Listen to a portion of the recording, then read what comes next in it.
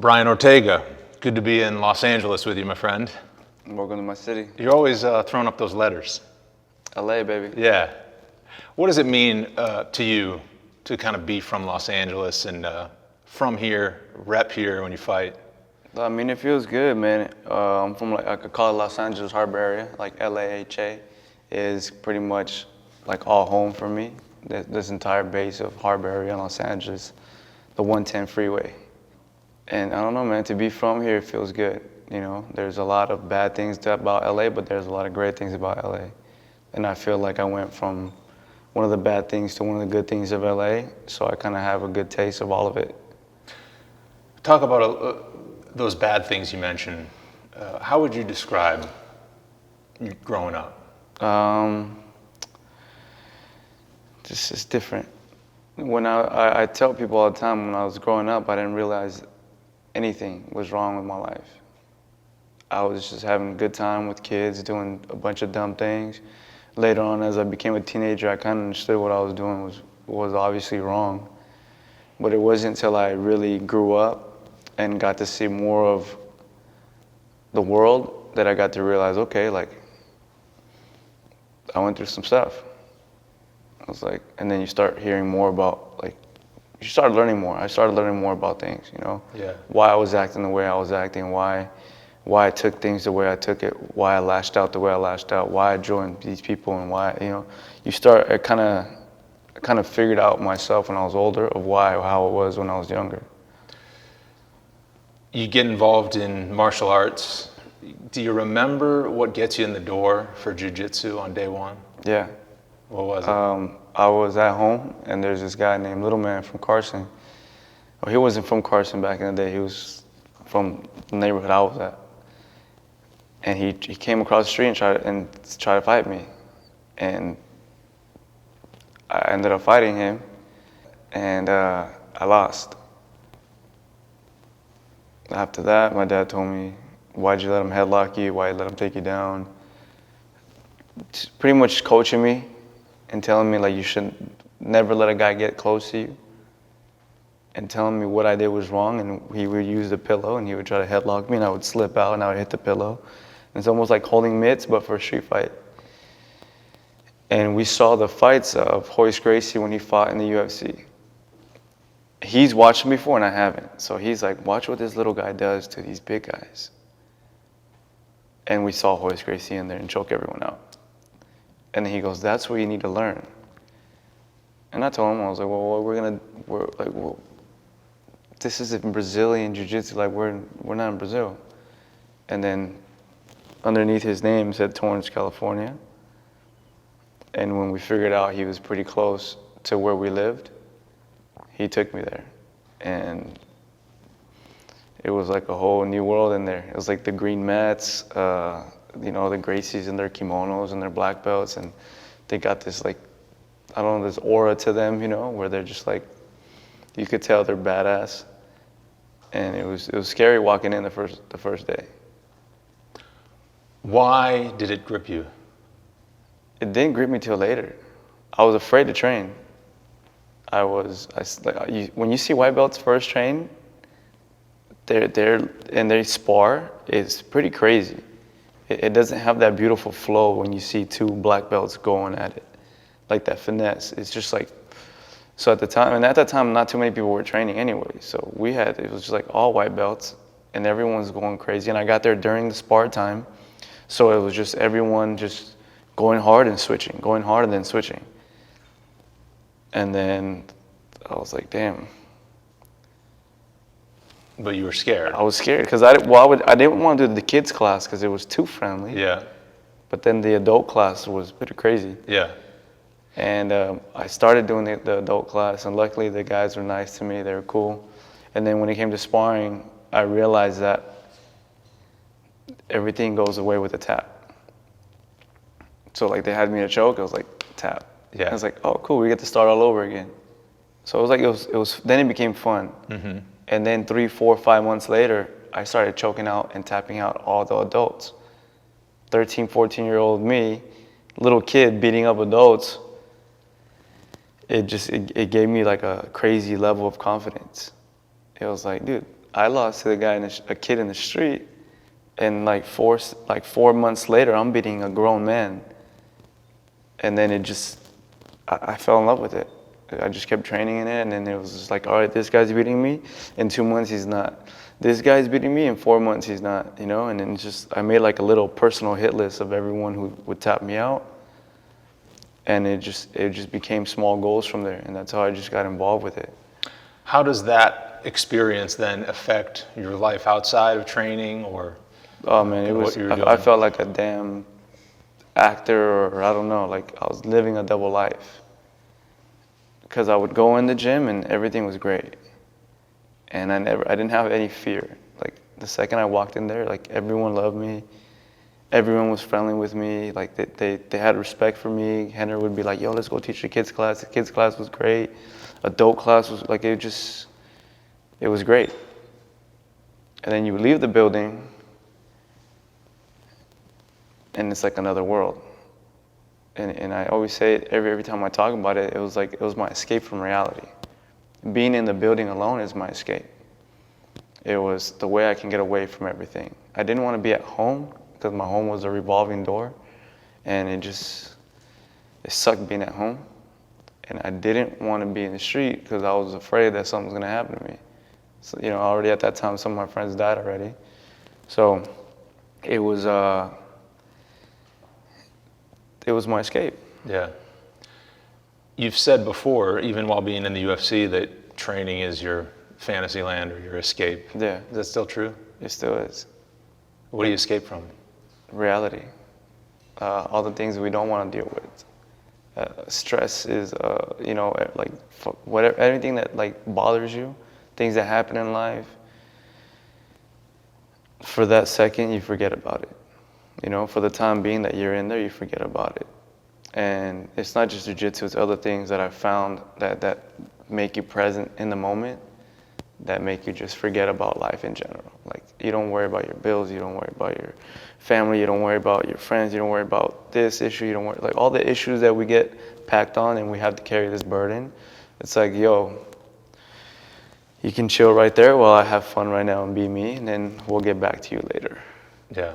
And I just try to find as many escapes as I can, and then go back to dealing with all the stuff. Is it still a double life for you, would you describe it as? I don't know. Because it's tough to turn off who you are now. I always found myself training.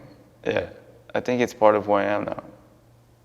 But as a term, double life, I don't know. I think it meshed in well, and I'm not afraid of my life anymore when I go to the streets or nothing, or nor am I doing stupid things anymore. I feel like now I'm embracing more of my life. Mm-hmm. It's like I go home, I don't have to watch over my back. I get to drive my car in my city and not worry about anything. And I get to go and train and have fun. And in the city, I have fun. I go surf. I go with my friends. I'm good where I'm at. Yeah. Tell me about when you go from training jiu-jitsu to having your eyes on becoming an MMA fighter. Because it's one thing to train, it's another thing to actually get in there and fight. When does that become something you want to do? 15 years old. There was a time where it was a guy, one of my friends, rest in peace, Joe Tomasi. He heard about these illegal fights, or they're called smoker fights. Mm-hmm. 15 years old, I did it, and then it was like, okay, this is the route I'm going to take. You know, I fought in there. I realized I loved everything about it. Tell me about your first smoker fight. I was scared, man. I was 15 years old. It was no gloves. You're supposed to be 18. My dad went to the organization and told him I was 18. I don't think they cared. They just needed to know, like, your dad would be cool with you fighting. And I fought a guy who was 18 years old and weighed 155. And I was 15 and weighed 124. And they would mark our weights on our wrists. So it's like I still remember the guy had a 155 and I had a 124. And they would just match you according to how they can just best suit everyone. And that's what it was. I got matched up with him. He was like young, I was young, 30 pounds off. They're like, well, close enough. And they threw us in there. First round, I was scared. Second round, I was a little more in battle mode. I got the triangle, won, got my hand raised, saw the crowd go crazy. All my friends, like after, you know, like, yeah, Brian, you did it. And my pops say the same, just a little head nod, like, good job. So it was like, damn, like this is dope. And I stuck with it. And then now, I don't know, it's like it's the same thing. It's like I enjoy life, and then when I gotta get ready for a fight, it's like, okay, fun, let's stop right now. Let's focus. Let's train really hard, and let's go out there and let's get this job done. And then we go back to having fun. You've said as a UFC fighter, you're scared of fighting. Yeah. Is that still true? Yeah. Just like that first one? Yep. How do you deal with that? You do it. There's no other way but to do it. It's always the same thing. You have the curtains, you have backstage, you have everything that goes into going to the fight, from the week of the fight, from the signing the posters, doing the interviews, to going to the open workouts, to making the weight, to having that face-off, and then to showing up to the arena, to getting there, and then just like knowing, okay, in about 4 hours, I'm going to be in front of I don't know how many people, and I'm going to be fighting for my life. And that's what it is, man. You go in there, and it's like, all right, it comes closer. It's like, all right, 2 hours. Then you start wrapping up your hands. You're like, why did I choose this as a job? You know, like all these questions come like, why the hell didn't you just go to college and do this? Or like, just these weird questions come up, and you try to not want to go in there, you know? And I feel like that's just fear trying to like tell you things. And you just gotta be brave. Like they said, I read this thing, like being brave, it means you're still afraid, but you still do it. And then you do it. And you have to be a great actor. Some people love it, some people don't. But for me, it's like, I have to be a good actor and like show that I'm not afraid, and let my team know like that their leader is like strong. And then when you walk out there, you just like try to forget about that feeling as much as you can. It's like you walk out and the crowd's going crazy, like go crazy with them. Because for that moment, you're not thinking about the fight. And then all of a sudden you get in the cage and you start warming up, and then, you know, and then Bruce Buffer's calling your name, and you're like, oh shoot, like I'm about to fight. Damn. And it's like, you try to minimize those fear thoughts for as long as you can by drowning it out with whatever. Like in the back, I'm drowning out with music, having a good time. I'm like training in the back, getting a good sweat. It's like drown out that fact. And then you walk out and just like enjoy all this. Like this is here for you, like enjoy it. And you're both in the cage, Bruce Buffer calls your name, and you're just like, oh shit, like it's about to go down. Yeah. And your mouth gets all dry, you're like, yo, give me water. You look up the cage, you get water. You see it from every fighter. They always take a sip of water. Notice how every time before someone fights, they're like, yo, give me water. That's how you know they're all feeling the same thing. Give me water, my mouth is dry. It's because you're freaking nervous. And then you go in there, and then once the bell rings and you start fighting, I think instinct takes over. Do you look to your opponent for that as well? Knowing what you're feeling? Trying to figure out how he's feeling? you find like common things that you guys have. Yeah. It's like you see him not want to make eye contact with you, you're like, yep, you're nervous. And then you see him like, yo, give me water, you're like, yep, I'm about to ask for mine right now. You're like, you know what? You're as human as I am. You're as scared as I am right now. Let's do it. We're both come ready, but we're both scared.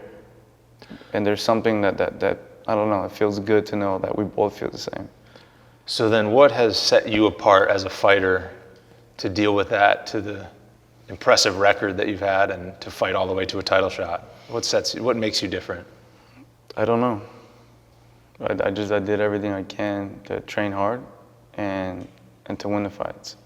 That's it. When I go in there, my job is to finish you. I don't have any other objective in my mind. I feel you have fighters and you have gladiators. I'm a gladiator. You know, when you have fighters, they're smart. They win points, they win scorecards, they go in there and they do a great job at fighting, which is our sport. But then you have the other type that are gladiators, that they love to finish you. And they're not happy if they don't finish you or they don't get finished themselves. That's a different type of level of, I know I left it all in there. And when I go in there, that's how I think. You know, it's like, that's why I say it's kill or be killed, or you're fighting for the death, because in my mind I am. It's like, you're gonna take everything from me and I'm gonna take everything from you. And then when the job is done, then you turn that light switch off and you help them up and you thank them for the war. Where did you get that mindset? As a classically trained Gracie Jiu-Jitsu practitioner, but to then become a gladiator? That's street. The street fight taught me that. When you find the street, it's different because that's the mentality you have. It's when you're in there, you don't know what's gonna happen. So when you go in there, you have the worst intentions. When I fight someone in the street, or when I used to fight someone in the street, like my mentality was pretty cynical. Was like, I'm gonna kill you. Because if I don't, you're gonna reach for something, or someone else is gonna jump in, or if I let you get out of here, so you're gonna come back with a gun or something, you know? So you're really fighting for your life. So when I make sure I'm in there and I engage in something in the street, it's like, all right, I belittle you as a human being and now I fucking just go after you. And I make sure I don't stop till you're done. That's where I feel like I got that gladiator thing out of, you know? Yeah. But it becomes harder when these guys are more knowledgeable. You know, it's easy when you fight someone in the street, but the mentality is worse. And when you fight someone in the cage, they're a lot more technical, but like I said, it's different. You know? You don't got to worry about someone jumping in. You don't got to worry about getting shot, stabbed. You get to have a clean fight, which is very rare. But that street mentality has helped you. Yeah.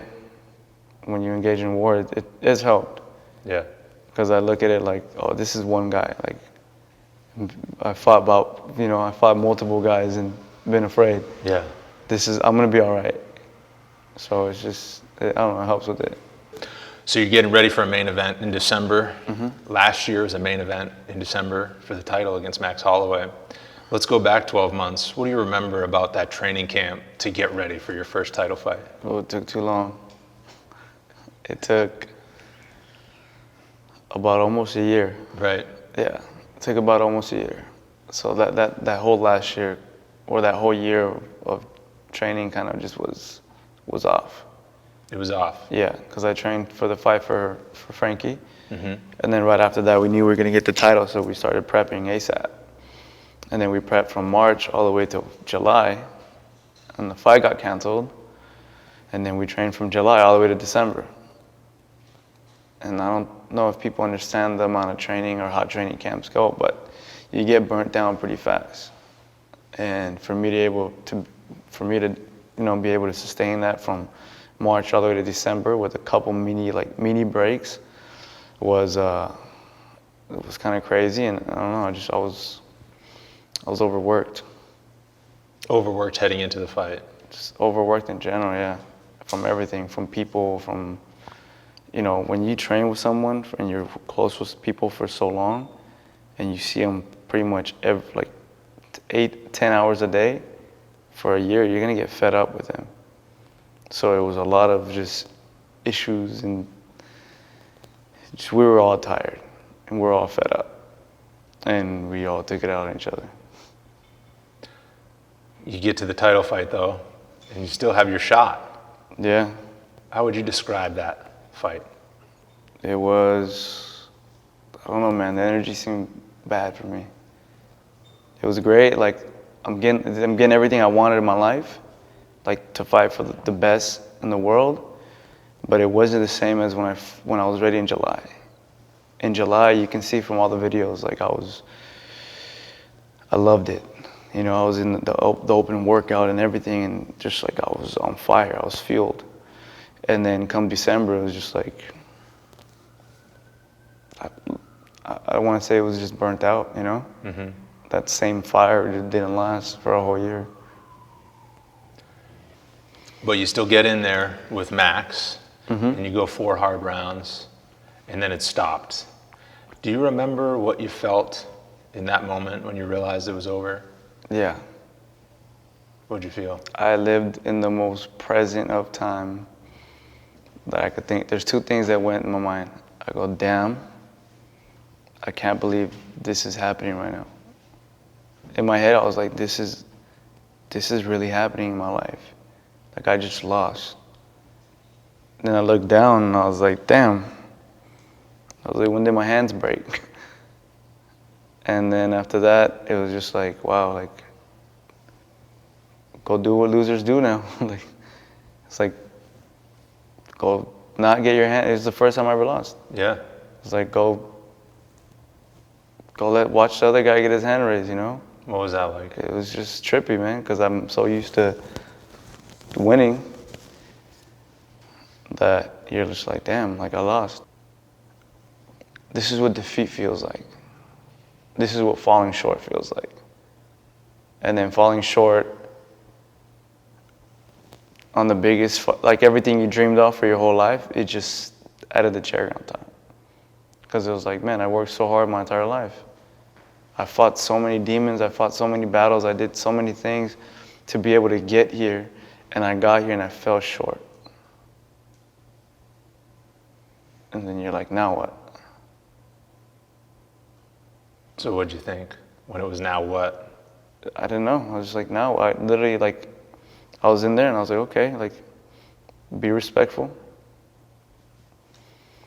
We gotta, like, now we have to rebuild. Like, it's just like, let's go back. Maybe I need a break. Maybe I need, you know, whatever this is, like, I need to figure it out.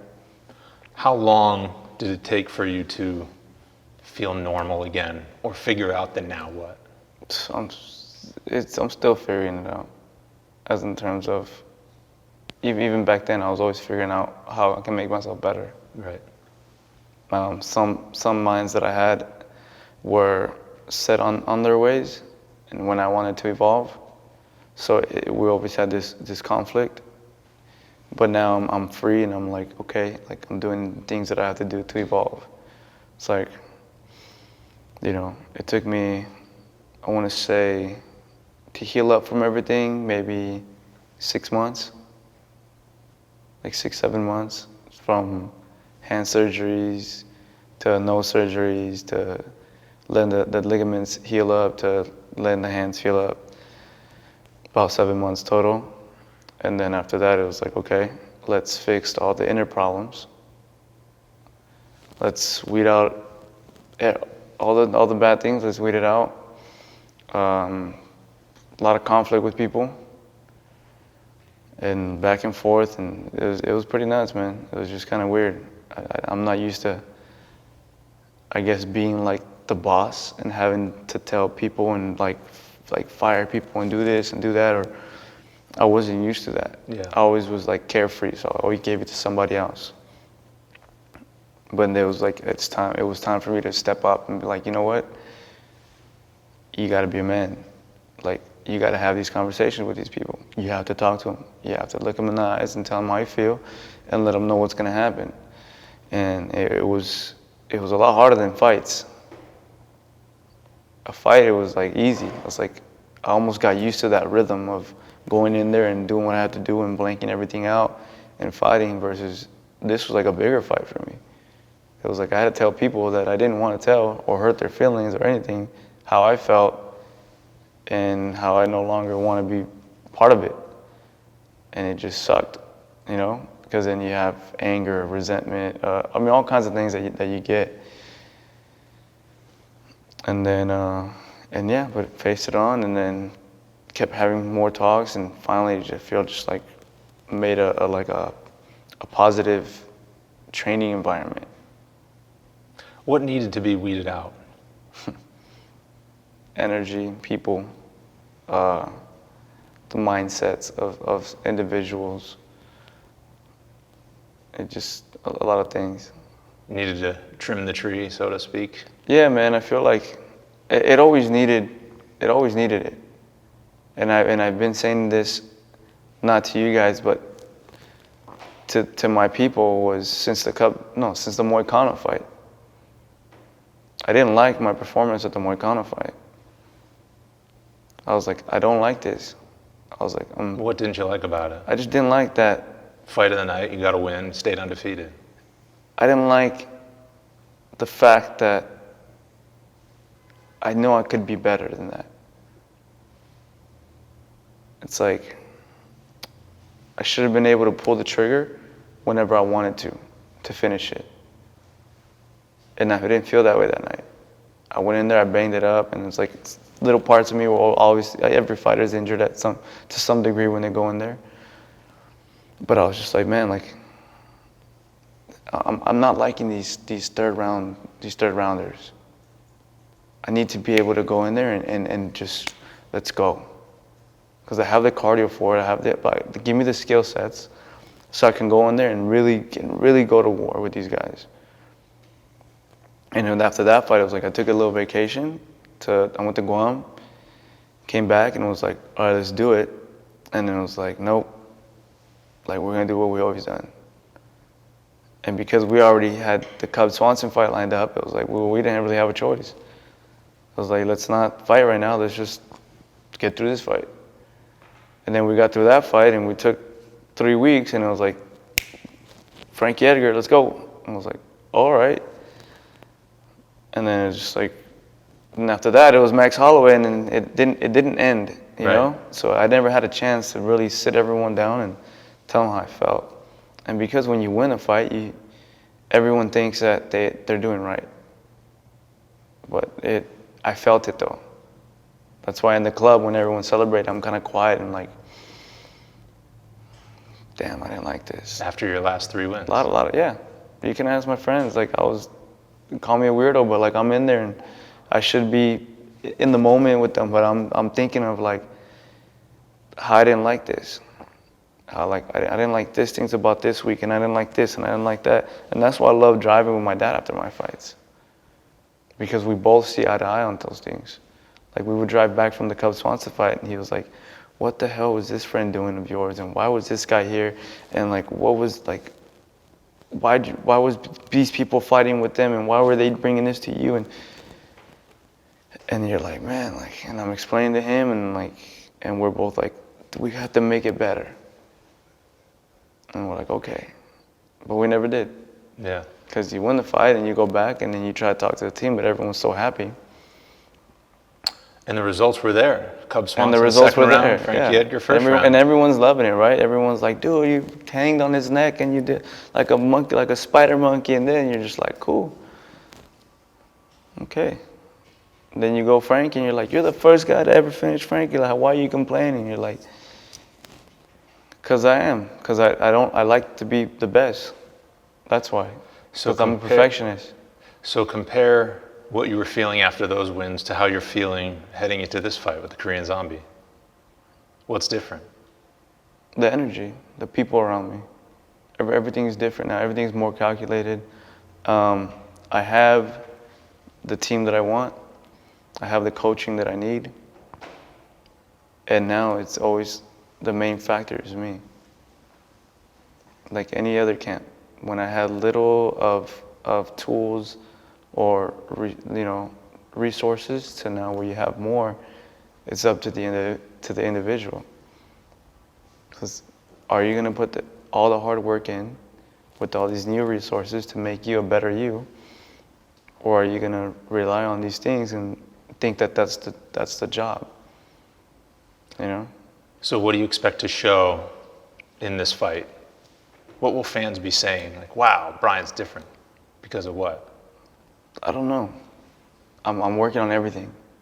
You know, I've never been bad at everything, but I'm working on everything. I'm getting everything better. When they go in there, they're gonna be like, okay, we can tell this guy's been in the lab and just working. It's not the same guy as when he fought Max. He's not the same. He's not moving the same. He's not doing the same rhythms, the same patterns. His punch combinations are a lot different. His head movement isn't there now, you know, like now he's doing this more. Oh, he's actually doing, like he's doing these arts now. So it's like more, it's just more of what I need to become, you know, and that's what I plan to showcase there. You get to showcase it as the road guy You go against a guy who's versatile like yourself, the Korean Zombie. What are your thoughts as to facing him in Korea? Gladiator. He's not a fighter, he's a gladiator. So I like the fact that he's a gladiator because that's my language, you know? Like at the end of the day, that's my language. Sit there and bang. But it's like I speak two languages now, you know? So like I can be a fighter and a banger. So now let me do both. Like let me show you. I didn't change, I just got a little bit smarter with what I was doing. And I'm trying to have a life, a career, and things after this sport, which is something a lot of people don't think about. A lot of people, they get so fascinated in the fact of impressing the crowd. And believe me, I'm a showsman.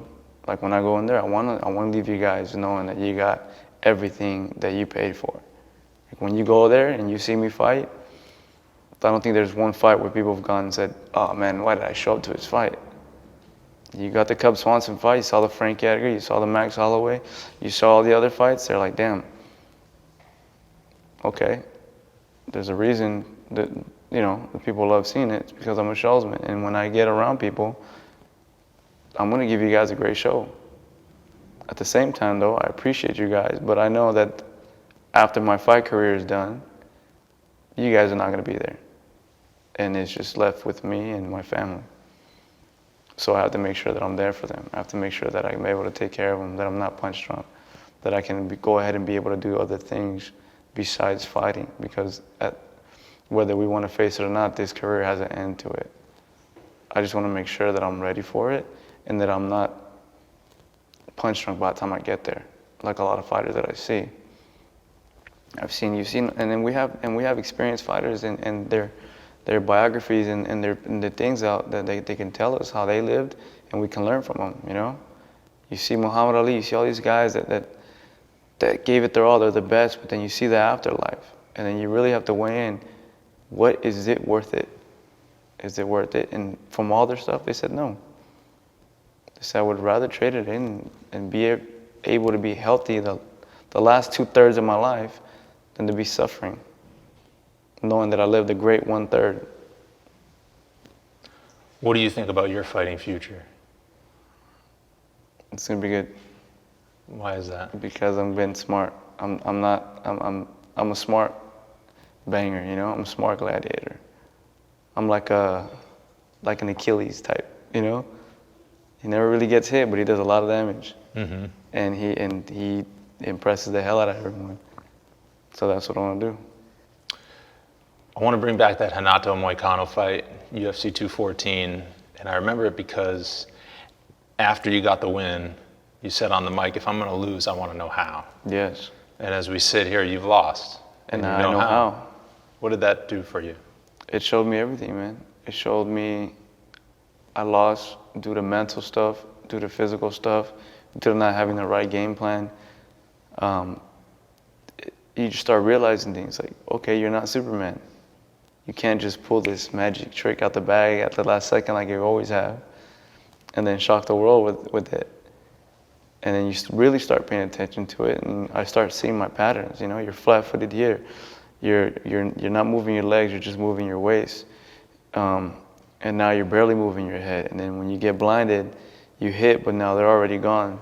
And you just start, I don't know, man, you start becoming obsessed with it. And you go, you know what? I need to fix that. Because I can get away with it with Moicano and guys like that. I got away with it. But then you face another monster like Max, another gladiator, and he lets you know, you can't do this with me. You need more, and you need to bring a lot more to the table, which is something I didn't have. I had just hard work, a great chin, and the hood in me, you know? Right. But it didn't work out.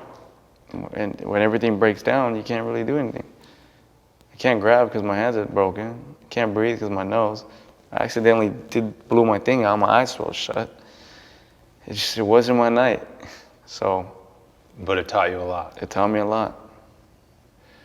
How important then is getting back to that title shot with your new camp, your new renewed energy?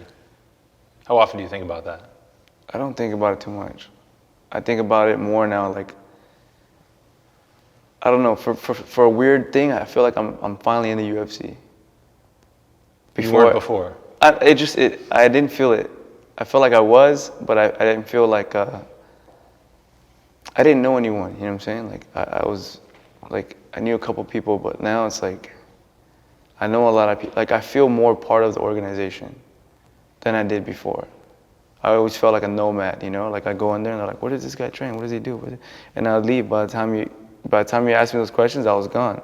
And you wouldn't see me again until whenever you saw me. And then now that I like opened up more and like I talked to more people and I've had talks with Dana, I've had talks with people, I've had talks with everyone from the organization, and I became to know them a lot more better. I'm like, dude, like, okay, I'm part of this.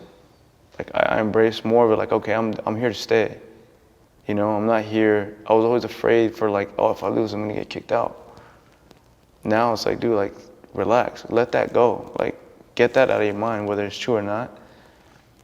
Like, be part of this company, have fun with it. This is your chance right now. And that's what I'm doing. And I feel now like I am in the UFC. Yeah. You know, when I define, like when I tell people like, yeah, like I fight for the UFC. Like, I'm a UFC fighter. It settles in different than before. Feels better to say it. It does. And you said recently you have your eyes on everybody. I do. I've been watching fights lately, like a real fan. I've watched fights from prelims to all the way to the end, and I'll just sit there and watch them all. And like, I study them more. Before, I never really cared too much. I'd go and I was like, if someone I knew was fighting or that I liked, I would watch it and I'd tune in, and that's it. But now it's like Saturday, I'm like, yo, like, put my phone away, no one bother me. I'm gonna stay here. Yeah. Like, I wanna watch the fights. I wanna see what's going on. I wanna see what they're talking about. I wanna see everything. And you get to learn a lot of things about fighting, man, when you watch, which is something I never did. I've always stayed away from it. It's just like, if you didn't know me, you wouldn't know if I was a fighter or not. Because you know, like, you barely see me, and it's like, I don't talk about it at all. I don't have cauliflower ears, I don't have nothing, so I don't look the part. I'm the last thing when you see me, you think of as a fighter. But now you're running towards it. Now I'm embracing it in a different way, you know? Not like a cocky way, but like, this what, like, I like it. I'm a fighter.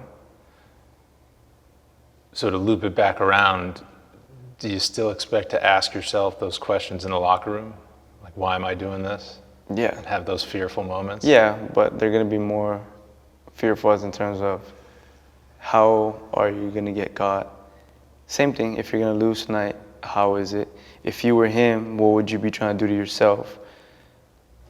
And just like trying to just sharpen up the mind before you go out there and battle. Yeah. Obviously, I can't say too much because I haven't. Maybe we'll talk after the fight. Sure. And I could tell you more what I was thinking. Right. But I don't know. I've been doing a lot of thinking lately. A lot of writing my thoughts down, which is something I've never done. What's the most recent thing you wrote down? Recently, my breakfast.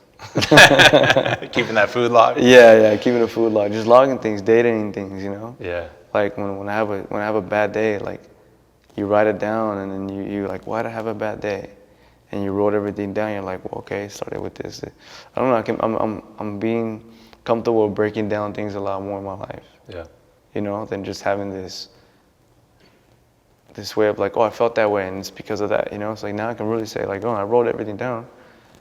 This is why. Or at least this is why I think why. But at least I have more data on it. I have more facts on the subject versus he say, she say, or whatever. Right. I have facts.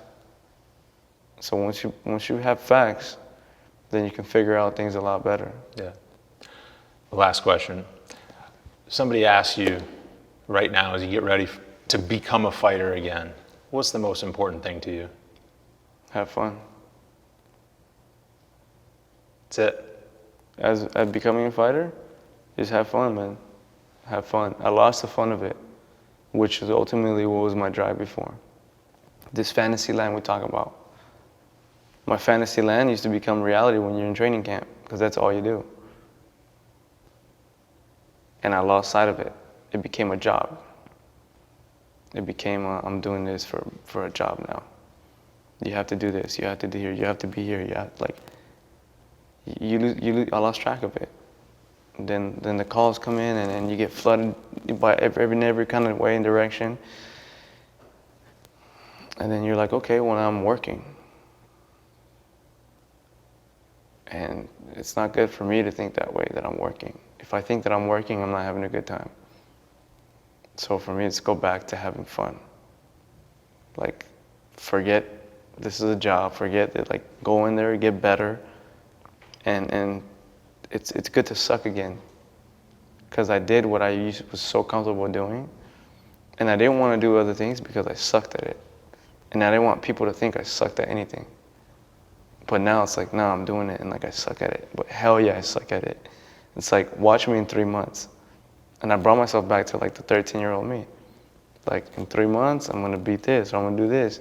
And in 6 months, I'm gonna get better with this. And because I already know how to fight and I understand the game on a different level, I'm able to adapt a lot quicker than other individuals. So now I'm just having fun with everything. Like, I always say, this version of me right now would beat Brian that fought Max. I'd destroy him. And it's like, my goal is to be able to beat the me right now in another 6 months. Nice, man. Yeah. A lot of fans are going to have a lot of fun, myself included, watching you fight the Korean Zombie, Brian Ortega. Can't wait for it. Thank you, bro. Thank you.